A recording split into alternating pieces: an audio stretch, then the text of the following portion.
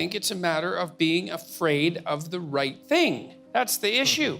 I decided a long time ago, partly from reading Solzhenitsyn, that I was going to try to be very careful with my words, and I was only going to say things that I thought, well, to begin with, weren't lies, let's say. I was going to try to formulate my thoughts truthfully. And the reason I decided that was because I thought that the opposite was hellishly dangerous.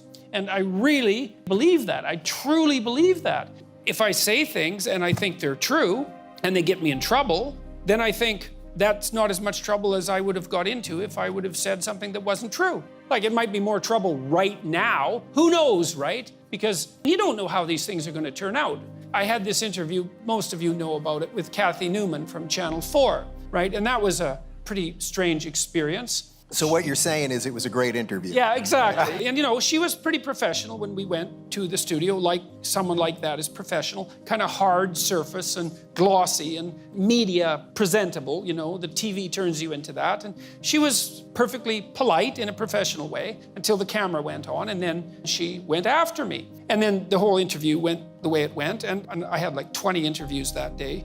And so I walked away from that and I thought, oh God, they're gonna take 7 minutes of that and, you know, broadcast it and make me look like a complete monster, and that'll be the end of that. And that is exactly what they did, except they also posted the entire thing on YouTube, not knowing at all that it was a train wreck.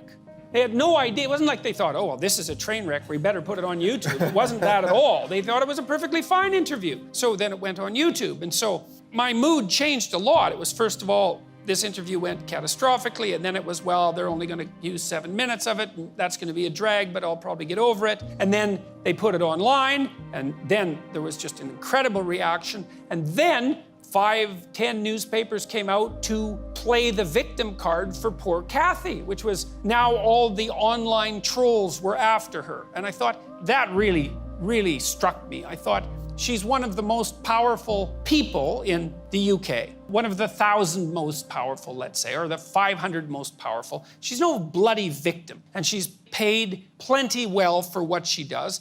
Jordan, by the way, don't forget that that night that this all happened, she did a video in her car reading the comments by the trolls, because at that moment she didn't realize she should play the victim card yet. Yeah. And so then her employees said, well, we had to call in the police to investigate. Because that's an unbelievably crooked thing to say. It's like anybody can call in the damn police to investigate anything. Well, what constitutes a credible threat? There are ways of assessing credible threats. You know, they have to be direct and detailed. That's how you assess suicidality, for example.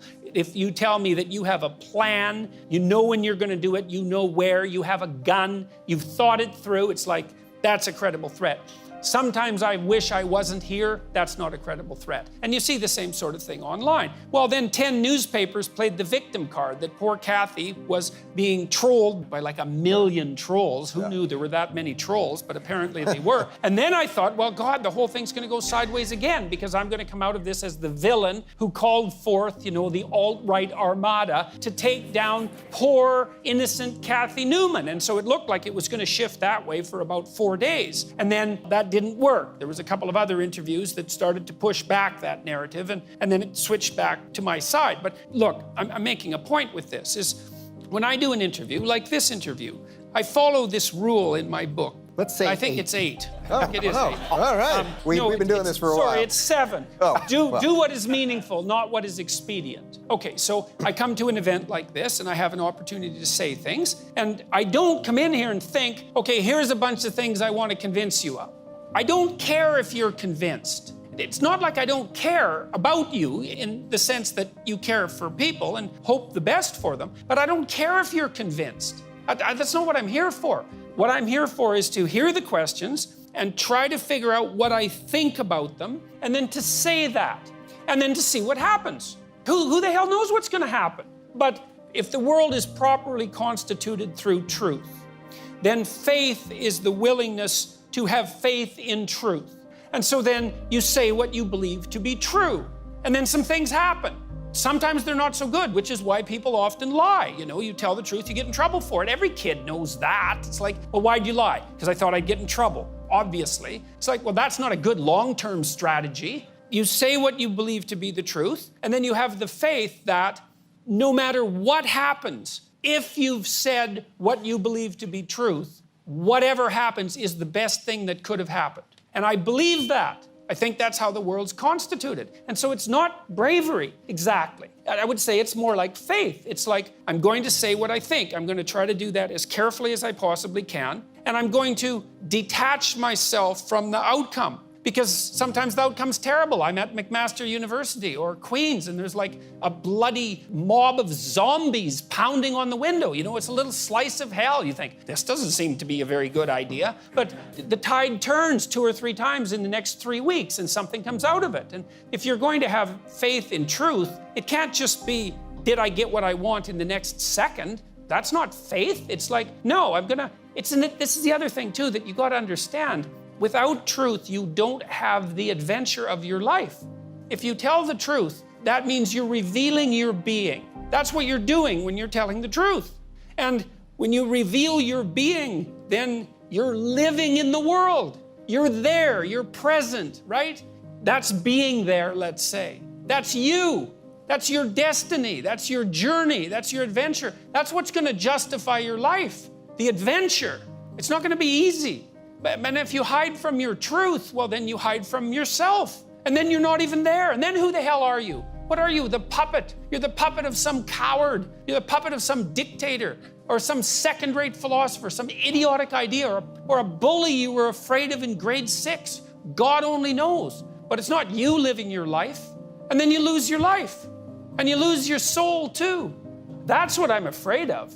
You know, journalists, well, they try to take me down. It's like, yeah, well, that's annoying, and it usually takes me 3 days to recover. But compared to not having my life and not saying what I have to say, that's nothing.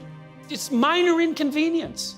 If you can just withstand it, 2 weeks, you get mobbed. You guys might all need to know this. You're going to get mobbed on social media. Okay, so what do? Unless you did something wrong. Don't apologize. That's the first thing, because then no one can come to your defense. So don't apologize. Maybe you even double down carefully, not vengefully, right? Carefully. You say, no, that's what I meant. And if you don't like it, too bad. And you get mobbed. Then you apologize, a different mob comes after you. That's not helpful, and no one can defend you. If you can hold out for 2 weeks, you'll win. Now, it's a pretty brutal 2 weeks, because, you know, if you're a reasonable person and 100 angry neighbors show up at your door with pitchforks, you might be thinking there's something wrong with you, you know, like you think that unless you're psychopathic. And you think, well, maybe I made a mistake. And it's easy to waver and to back down. And maybe you're also afraid. But, you know, if you scoured your conscience and you're careful and you said what you had to say, then leave it lie. And they'll throw, the people who are playing this game will throw everything they can at you for 2 weeks. And if it doesn't stick, you're done.